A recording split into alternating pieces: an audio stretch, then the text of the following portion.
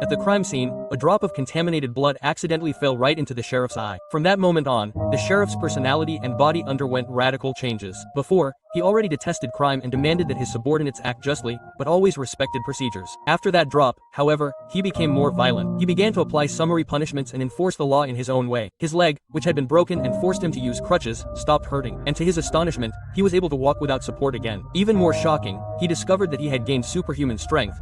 He could easily crush a metal bench in the interrogation room. One night, returning from work, the sheriff saw a man with a bloodied face who seemed to have committed some crime. The man was fleeing in a truck, acting stealthily. The sheriff realized something was amiss and began to follow him discreetly. The suspect parked in an alley, lifted a manhole cover, and entered the sewer. The sheriff drew his weapon, carefully descended into the sewer, and inside found a man finishing dismembering a body. The pieces were thrown into a bathtub, ready to be dissolved in strong acid. Witnessing this, the sheriff was overcome with instant fury.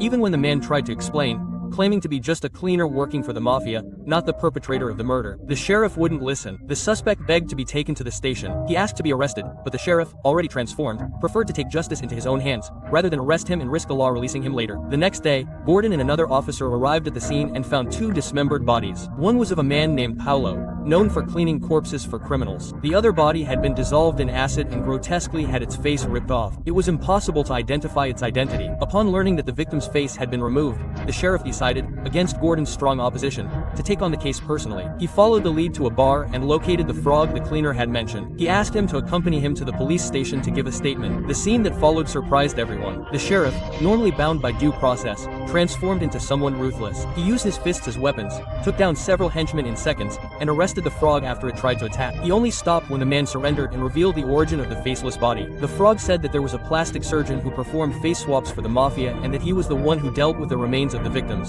Following the lead, the sheriff put the cleaner in the trunk and, guided by him, arrived at an underground office of the surgeon. There he found the doctor at the exact moment he was preparing to remove the face of an innocent woman. Near him, several vials contained 5 or 6 human faces preserved in liquid. Upon seeing this, the sheriff's fury exploded again.